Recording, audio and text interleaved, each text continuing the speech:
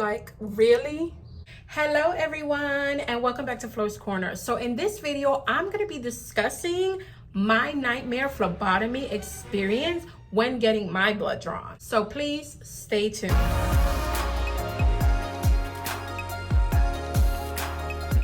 So if you're new here, my name is Flo. I am a certified phlebotomist. I've been a phlebotomist for over a few years now. I do make videos on all of my personal experience. I am in no way, form, shape, or fashion a professional educator on phlebotomy. Everything I discuss is always through my experience and what I have learned in my phlebotomy journey. So as a phlebotomist who's been a certified phlebotomist for a few years now, I still do not completely consider myself an experienced phlebotomist, like, oh, I have 10 plus years and all that. No, I am not there yet. I will be, but I am not there yet. So for me, I would consider myself more in between intermediate and experienced, but I definitely know a nightmarish phlebotomy experience when I see one. So in this particular story, this is actually my doctor's appointment where I went, my annual doctor's appointment every year that I go to, and I normally have to do blood work. They have to do blood work on me, just to check, the CBCs, platelets, all the good stuff, all the panels to make sure that you are healthy for you've been healthy for the past year. So this is something that I know that every April or May, I normally have this appointment. And however, so I had my appointment just yesterday, which was May 14th, 2025, and I'm going to be discussing my detailed experience in this video. So just a quick disclaimer, I don't have any footage of anything of my actual doctor's appointment. Obviously, I wasn't trying to film anything or anything like that. This was just to make sure that I'm doing good. And however, so I don't have any footage of anything that had went on, but I'm definitely going to discuss this with you. And another quick disclaimer, I am not here to bash the phlebotomist or anything of that nature. I'm just going to let you guys know what happened and what we can do to fix it, or what you should do to fix before having something like this happen to you. Okay, so once my appointment was over with my doctor, then I get sent to the lab for them to draw my lab work. Now, my doctor's clinic also uses a third-party phlebotomy company. So you guys know of the diagnostic laboratories that I had discussed in many of my other videos, things like LabCorp, Quest, CPL, Avanti. Things like these are little laboratories that supply laboratory testing and work and everything in doctors' clinics. And however, so pretty much this particular diagnostic laboratory, I won't mention which one it is because I just don't want, like I said, I don't want to bash anybody or however, but they work for the clinic just like my clinic, and pretty much the phlebotomist is employed by the diagnostic laboratory versus being employed by the actual clinic.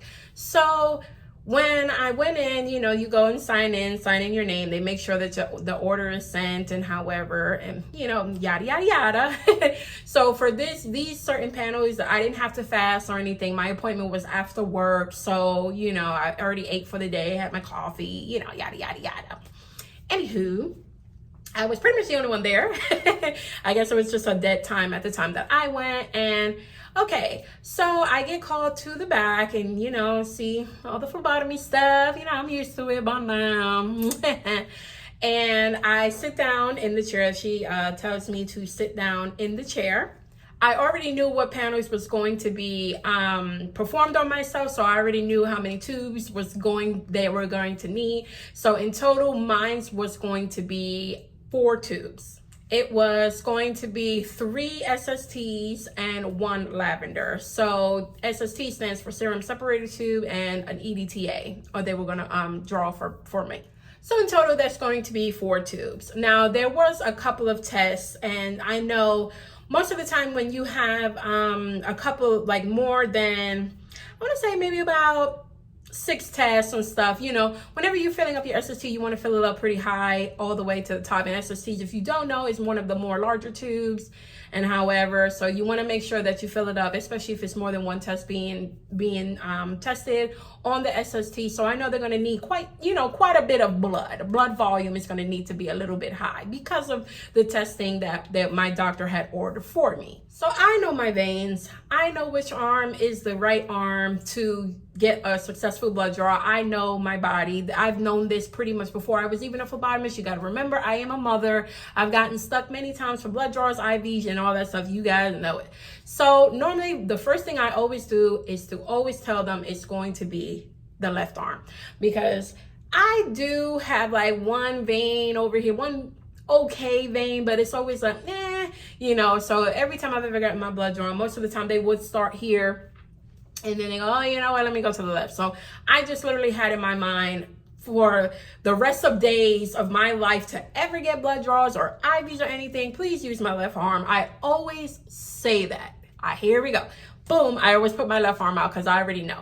And this is something like I always discuss in my videos. It's really nice when the patient actually helps you and be like, oh yeah, this one is the right one that they get it from always, and however, because it helps you out as a phlebotomist. You personally don't know the person unless the person is a regular, but it's good to know, like, hey, the left arm is my good one or the right arm is my good one. But for me, I know my left arm is my good arm. So anywho, that's the first thing I told her. I told her the left arm is definitely going to be my best arm. So she had the chair where she was sitting, where I was sitting, it was more so accommodating for the right-handed person versus the chair on the other side of me, which was actually for someone who was going to draw on the left side. So it doesn't matter. I just took my left arm and I just lifted it up and I just kind of, moved it, and however, so she can, however. So anywho, I seen her, she's preparing a 21 gauge straight. One of my favorites, you guys know I love straights. Oh my gosh, I love my 21 gauge. But anywho, she was preparing a 21 gauge straight, and she had the 3 SSTs and the 1 lavender, ready, all set to go. And however, so, you place on the tourniquet. Now, the way she placed on the tourniquet was fine for me. I was actually pretty comfortable. It wasn't bad, nothing or whatever. Now, she went straight like this. She went 1, 2. Now I'm going to explain to you, like I said, I know my body. I never, ever have a vein here. Like, even if it's one of those things, well, there's always a vein there. If it is there, it ain't there. Like, what I mean is just like, you will never really get to honestly draw me good ever in the middle. I'm just one of those people. It's just that vein, my median cubital vein is just not, it's nothing. So when you're pressing down, you're not feeling anything. I know that. I do it all the time. There is nothing there. There's nothing there, okay? Anywho, she did it twice. I've seen her. She went 1, 2. And I'm like, okay, so she's preparing. Okay, so we did the white, whatever, and she stuck. So she stuck the straight, and you put the tube, because you remember straights doesn't have flash. So she put the tube, and she's like, it's not there. Okay, so she move, then okay, no, not there. Let me pull it a little bit down. Let me kind of now, the funny thing about it, I wasn't actually feeling any pain while she was doing that, but still, I know personally that I don't have anything there. But after a good, maybe about 15 seconds, and she finally goes, okay, let me just, take a tourniquet and, the whatever. So she practiced her procedures very well, kudos to her. But I personally already know that. There's nothing there. They never find anything there. No matter who has ever drawn my blood, they always go to the middle, and literally it's nothing there. I even had a prior experience in the hospital, in the emergency room, where they did that. They did that, boom, boom, here, and they stuck, and it was like, oh, okay, I didn't find anything. I'm like, there's nothing there, And even, it's funny, it's even on my right one too, in the middle, it's just not there. Anyhow, okay, so didn't bandage me up, no nothing. She just, pulled out or whatever, and, even though nothing was coming out, because it wasn't a vein, so nothing actually was pouring out. It was just a mark of a hole, like, you punctured and had just a little ring of blood, just a tiny little, small little ring, because there wasn't no vein, it wasn't anything really, just, you know, you just prick the skin. So,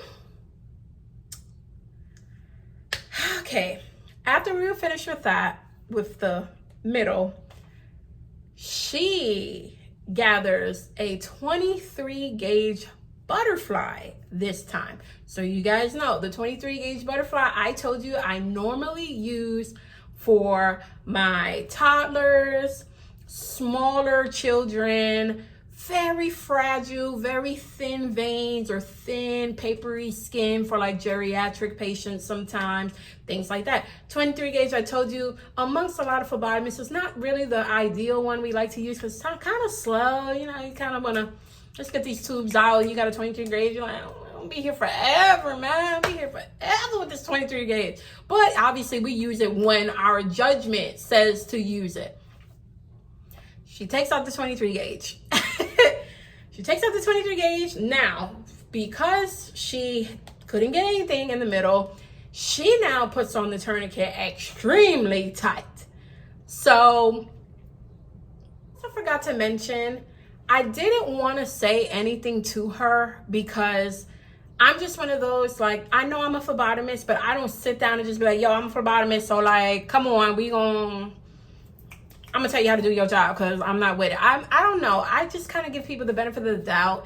And that was just literally this type of like appointment for me. I just, you know, I was tired from work and however, whatever, but I just wanted to see her do her thing. You know, hey, you know, I don't have to pull my rank, you know, every single time. I'm just one of those people. I just kind of let you do what you need to do, but definitely stay to the end of the video and I'll tell you what I told her. So anywho, she takes out the 23 gauge butterfly, which is the small blue winged butterfly. Okay, so she prepares that. Now, like I said, she put on the tourniquet extremely tight this time because it's like, well, now let me try and really like, you know, muscle up and get this vein to come. So she goes back to the middle and now she's just going a little bit down, a little bit up, a little bit down, and I'm like, I have one right here. Beautiful, beautiful bit. And the funny thing is, I don't know if you guys can see it on camera, but you can clearly see it. It's beautiful. It's not the really biggest juicy one, but it's there. But the big juicy one on my left arm that I know is a good vein that other phlebotomists and nurses have gotten is this one. I have a beautiful vein. It's a bruise there now, but there's a beautiful vein. It's so beautiful. It kind of just goes down right there. Now, I do notice myself playing with my vein sometimes. I'd be like, I know this is a big juicy vein. 21 gauge is gonna get it. Anywho, so when she had that straight, she could have used that straight on this one. But now, let's get back to the story. Okay, y'all. So, on the 23 gauge. After she was doing this again, the second time, looking, I said, I have a good vein right here. This is a really big, juicy one that, you know, they always use. And then she goes, oh, yeah, that's a really good one. Yeah, that's a really good one. So I'm thinking, okay, well, maybe, you know, put that daggone 23 gauge away. She uses the 23 gauge. Okay. Okay. There's nothing wrong with using a small needle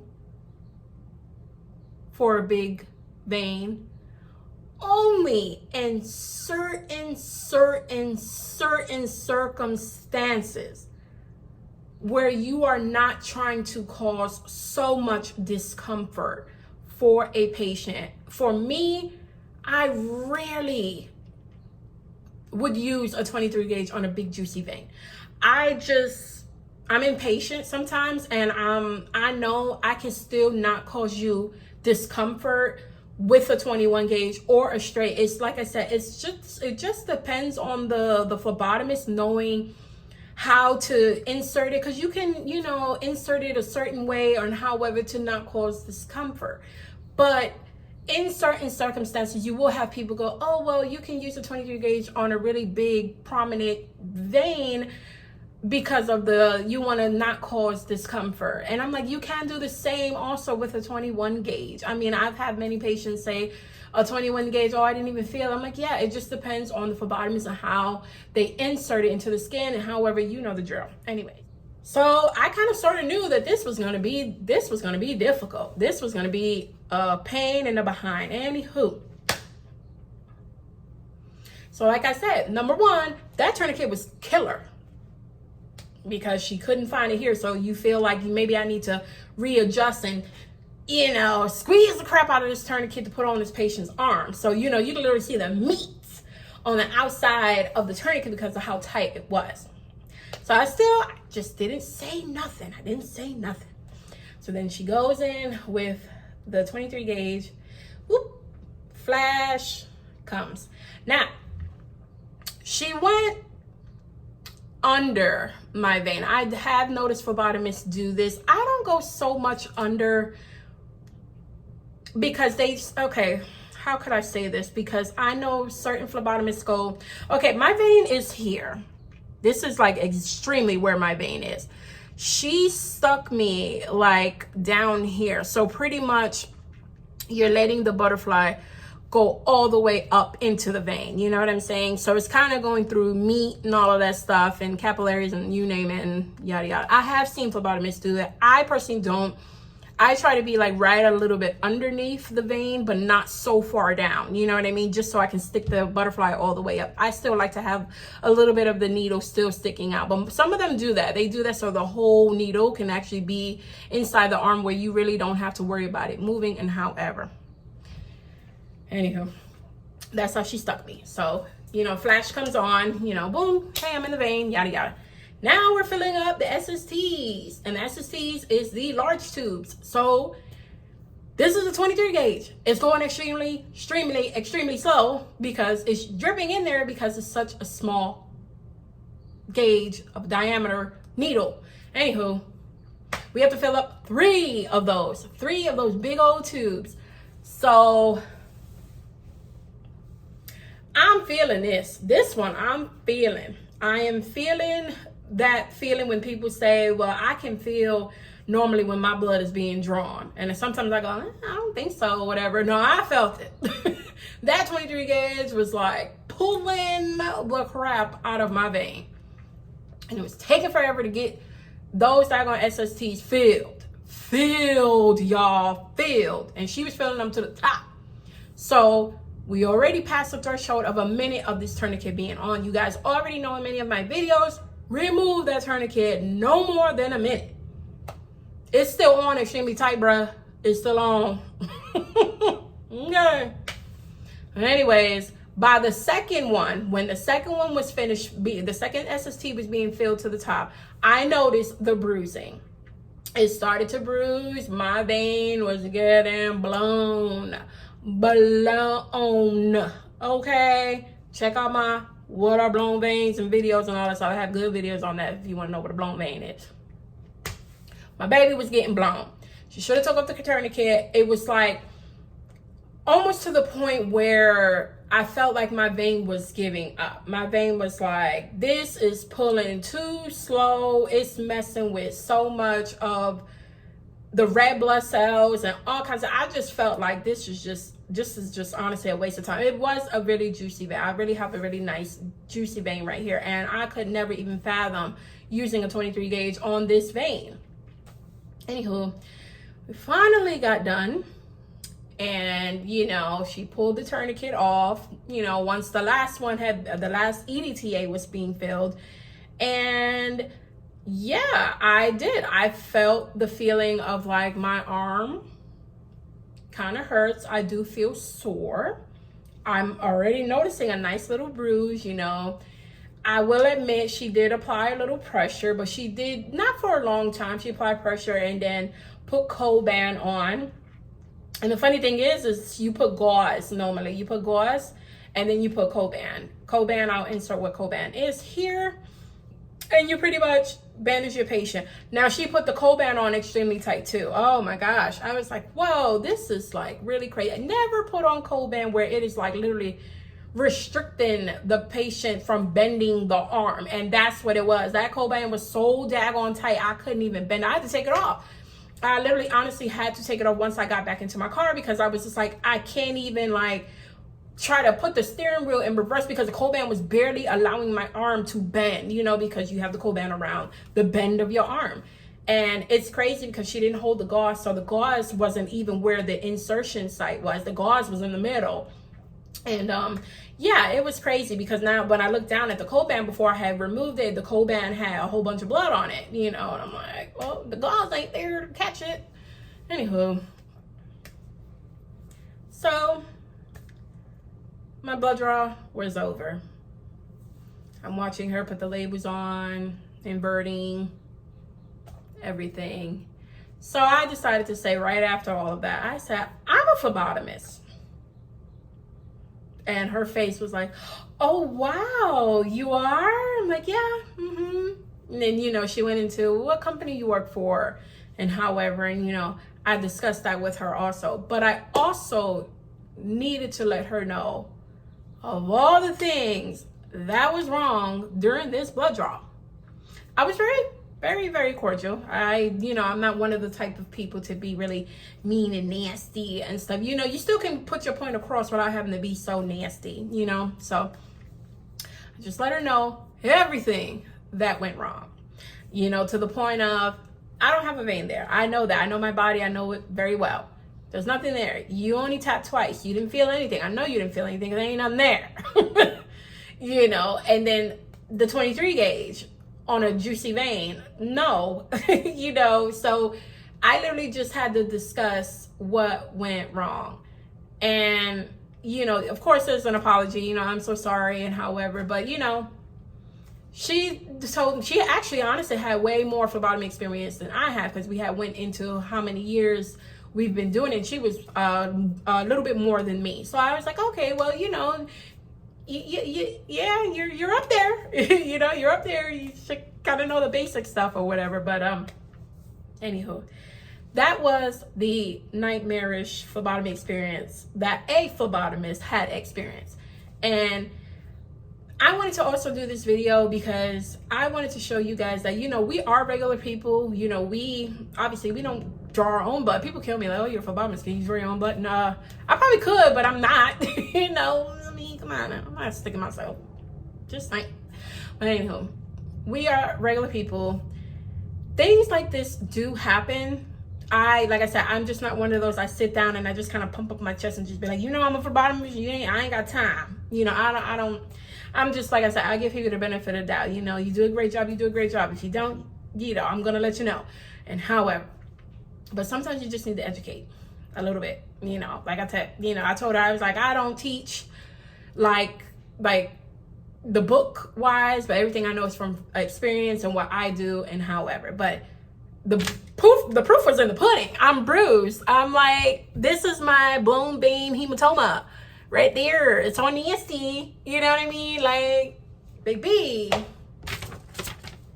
that didn't just happen because, you know, I just bruise easily. I don't bruise easily. So I know my body. I know what's what and however and yada, yada, yada. Anywho, I also wanted to do this video just to give you guys a little bit of a retouch on what can happen when using a small needle for a big vein, like a big juicy vein. Okay, so number one is sometimes when you're using a small needle, especially like a 23 gauge or 25 gauge in such a larger vein, you can cause hemolysis of the specimen. You guys know I described hemolysis in a couple of my videos, and it's literally the damage and destruction of red blood cells. So pretty much when you are drawing, and if you don't have the right needle size for the right size vein, it can hemolyze the specimen, which can cause inaccurate test results, which the person will most likely become a redraw, meaning this patient will have to come back to be redrawn because the specimen was too hemolyzed. So in this situation, using a small needle for a big vein, the blood is going so fast because the vein is so juicy. So the blood flow is going very fast and such a small diameter of the needle, which is the 23 gauge, very small, and that can cause some type of friction with the blood flow, which can damage a lot of the red blood cells that is going in to the tube. And however, so sometimes when you spin your tubes and stuff, you'll notice you have a hemolyzed specimen, which is the serum is not going to be more of that yellow tint. It's going to be more of a redder tint, because the destruction of the red blood cells came into the serum, and however, and it can mess up a whole bunch of stuff that you don't want. And like I said, sometimes you cannot test on a hemolyzed specimen when the lab is going to be like, well, hey, this person needs to be redrawn because we cannot, it's giving us an inaccurate result, or it's just something we can't even try to at least test on. Number two, the blood flow is going to flow very slow. I don't want to really say like very slow. It's still flowing. It's just very slow. Like I said, the 23 gauge is one of those where it's made for really small, fragile veins. So when you notice that you have, say, 6 tubes and you're getting ready to use the 23 gauge, you're going to be there for a little bit. Not like, 30 minutes or however. No. It's just going to drip in the tube very slow, which is just going to prolong the patient being in that chair. And however, if you have way more to do, and however the patient want to get out of there, and however, so it's definitely going to just prolong your time, and the collection time is just going to be just a little bit more slower versus like, you just boom, bam, boom, and you're in and out and I'm gone when I'm using a 21 gauge. So that definitely is something that can happen when you're using a 23 gauge and a large juicy vein. And also, you can damage the vein. You can potentially damage the vein. And this is just because the needle is small, that it is not really sitting in the vein so perfect. Sometimes because it's so small and this is a big juicy vein, it may tend to move and bounce in the vein, which can cause some pain, some trauma, and lots of discomfort for a patient when using such a small needle in a large vein. As always, I love to do some type of teaching in my videos. Like I always say, this is definitely all from my personal experience. And I'm just going to go into how to not make the same mistakes that this phlebotomist had made when she was performing her venipuncture. Number one is definitely going to be assess your patient. Assess your patient. Assess your patient. And what that means is that you are literally going to inspect that arm, okay? If you're working in a hospital, like I explained in my other videos, sometimes I would walk into the room with my tourniquet only. Hi, my name is Flo. I'm a phlebotomist. I'm gonna be drawing your blood today. Before I get anything ready, can I see your arm? You know what I mean? Let's go. I'm just kidding. I'm not gonna say let's go. Just say. Put the tourniquet on.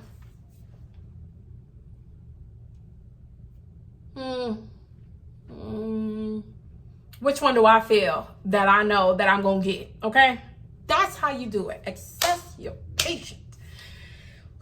Make sure you are feeling not 1, 2, you know what I mean? Kind of feel, make sure you're feeling that bounce back. You know what I'm saying? As a phlebotomist, you know what a vein feels like. So make sure you got something that's prominent, which is good, or however, it doesn't have to be a juicy vein. Even if they have just a regular good, just a good vein, maybe just a little bit small, then you know that, okay, I'm gonna need this type of thing. Assess your patient. Once you choose the vein that you want to use, the second step is going to be choose the needle size that is going to give you the successful blood draw. If you were on your patient and once you assess them and you notice, okay, maybe they have a good juicy vein on the basilic or the cephalic vein, maybe not the median cubital, or however, I think I'm gonna use a straight for this one. I think I might use a butterfly for this one. I might use a 23 gauge for this one. You know which one you are going to use when you are going back to your cart if you're working in a hospital, or if you are, right there when the patient is in the clinic and you have your little, or your needle sizes and everything like that. Assess your patient first, then we're gonna choose the right needle size for this certain vein. Just a quick IE, also remember how many tubes this person needs and the individual patient. So I'm not gonna say you can find a big juicy vein on an 8-year-old, right? And you're going to use a straight. I'm not saying like that. Obviously, this is a child. I wouldn't use a straight on an 8-year-old child.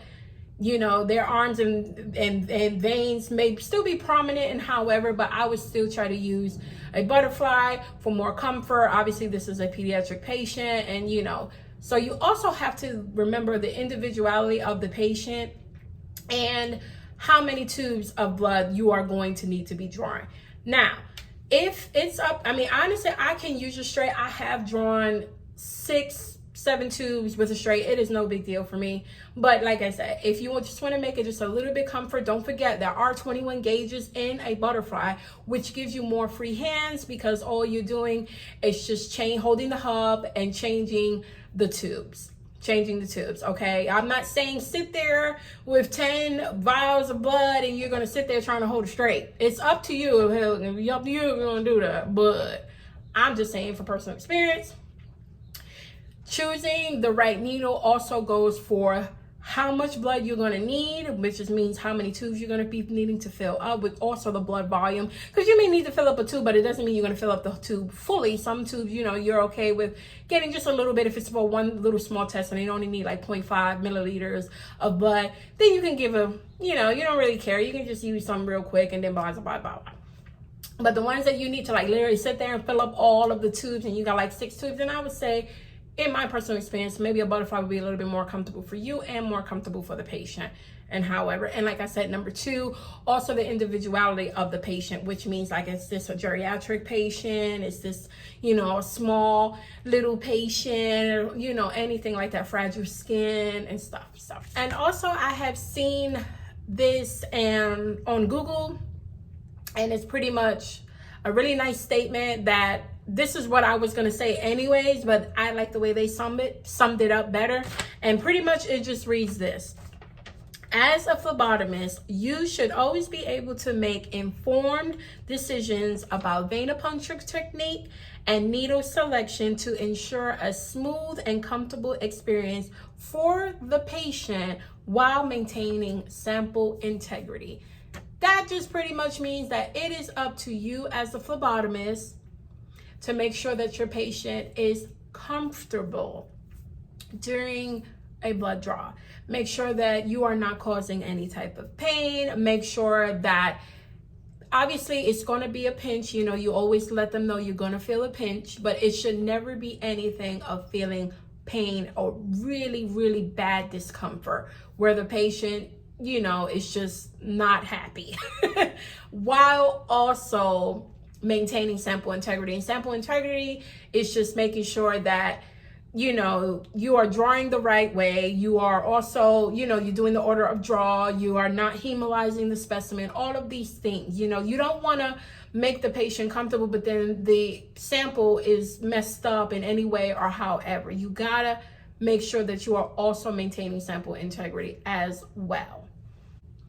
I am not mad. I am not upset. I am not disappointed about this experience. I just wanted to come on here as a learning tool because, like I said, things can happen. I've been a rookie before. I know I've done maybe a few blown veins, maybe a hematoma and things like that in my rookie year. And I understand that it is very possible. But I also have learned from whatever I needed to learn from to not do these things again.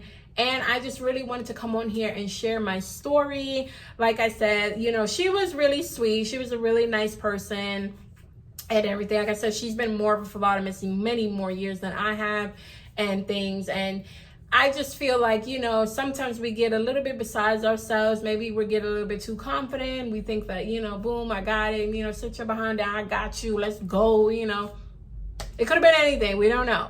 But I just wanted to show you guys, like, you know, like I said, it can happen to anyone. I'm a phlebotomist and it happens. So this is not to really, like I said, to bash anybody or anything like that. I just felt that this was a good story to actually put in a learning video, which is all I strive to do for my viewers, as you all know. And I really hope that this was helpful. Let me know in the comments, would you have said something? You know, because I know I'll probably get some backlash. She'll be like, well, why you ain't say nothing from the jump? Why you ain't stop her? And why you didn't do that? I'm like, I guess I don't know. I'm just, you know, just like wanted to see what was going to happen and stuff. But anywho, please definitely give this video a like. I would truly appreciate that. Also, check out my playlist if you guys want to see more phlebotomy videos. And however, sorry, I am petting my little bumpy bump. She's on my leg. And definitely subscribe if you're not subscribed just yet. And I hope to see you all in my next video. Bye.